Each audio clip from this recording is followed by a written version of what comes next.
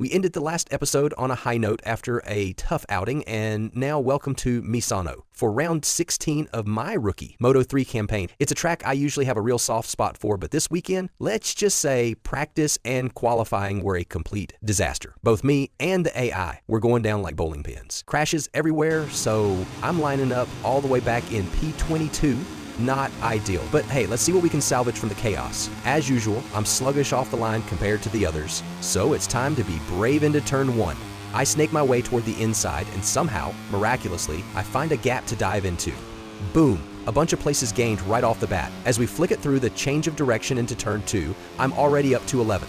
Then, chaos strikes up front. One of the front runners goes down and I snag another position. Turn 3 rolls around and the AI completely lose the plot, struggling hard, which opens the door for me to keep climbing. Coming out of turn 6 and powering onto the straight, I had to put the elbows out a bit, but now I'm up to 6th, right on the tail of Jacob Rulestone. He's got a long lap penalty coming his way for impeding earlier in the weekend, so in reality, I'm effectively sitting 5th. We charge through the fast section for the first time, and yep, it's instantly clear that the crash chaos from earlier in the weekend hasn't gone anywhere. David Munoz goes down from the leading group, handing me another spot. With Rulestone now serving his penalty, I'm effectively running in 4th, but I can't relax. Rueda's only 2 spots behind me, and the only thing that really matters today is finishing ahead of him. Eyes forward, stay sharp, and keep pushing. Jumping ahead to the end of lap 2, Rulestone's now taken his long lap, so I'm officially running in 4th, but I've got both Nepa and Rueda breathing down my neck. I'm losing time out of the final corner every lap, but luckily, I've got a strong run into turn 1 to balance things out. Still, Nepa dives down my inside with a brilliant move. I take a wider line and use the extra momentum to get alongside him again through turn 3.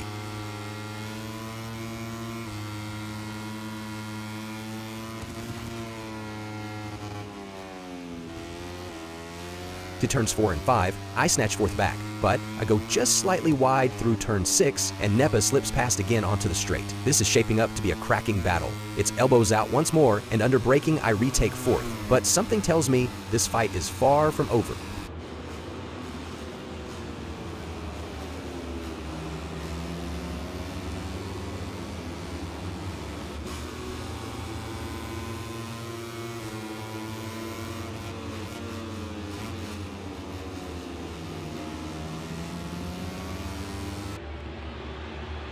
Heading through, turn 10 Rueda pounces on Nepa and slides in right behind me, gearing up to launch his attack.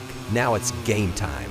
I've really got to dig deep. We tear down the straight toward the blisteringly fast turns 11 and 12 when, bam, another crash unfolds right in front of me at turn 12. This time it's both Bertel and Buchanan who were running 2nd and 3rd. Just like that, I'm up into 2nd place. But Rueda wastes no time. He's all over me. He bumps me going into turn 14, and once again, it's time to get those elbows out.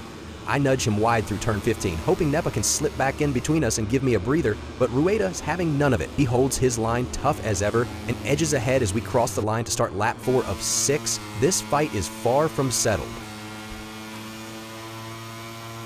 At this point, my only mission is clear. Don't let Rueda through. If he gets past, I'm not sure I can hang on. Then bang, he clips my rear wheel again, harder this time. Somehow I keep it upright and hold the lead.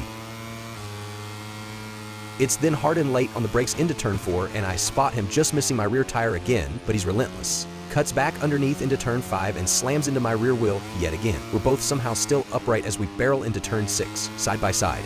I've got the inside, and honestly, I've had enough. I let the bike drift a little wide, just enough to force him off track.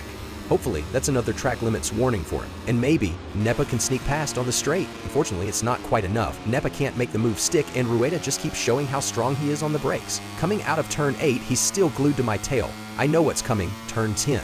Tremonto is brutal on the front end, a real test under pressure, but I don't crack, not yet. Even with Rueda right on my rear wheel, I managed to hold him off for an entire lap. It's now lap 5 of 6, and we're back out of Tremonto, rocketing down the straight toward the ever-dangerous turn 12 once more, and it's still tight. Rueda and Nepa are both right there, breathing down my neck, just waiting for the smallest mistake. And then turn 12 strikes again, and this time it takes out the 2 biggest threats right when it matters most. Let's take a quick look at what exactly happened to them. So Nepa managed to edge ahead on the straight, diving to the inside after 11, but then he clips that same treacherous inside curb again. And Rueda is simply in the wrong place at the wrong time, caught in the chaos as Nepa goes down. A brutal double blow for them. But for me, that might just be the break I needed. 1 lap to go, and I'm just under a second ahead of Furisado. Most of the final lap, I've got things under control, but the gap's shrinking corner by corner. By the time we rocket out of the fast section and into turn 14, Furusato is right there, practically on my rear wheel. Then out of nowhere, Kelso sends it down the inside in a last-ditch move. He sends both himself and Furusato wide in one wild lunge, wiping out any challenge for second in the final corners. So Fernandez takes the win by a country mile, and after all the crashes, the battles, the chaos, I somehow bring it home in second place.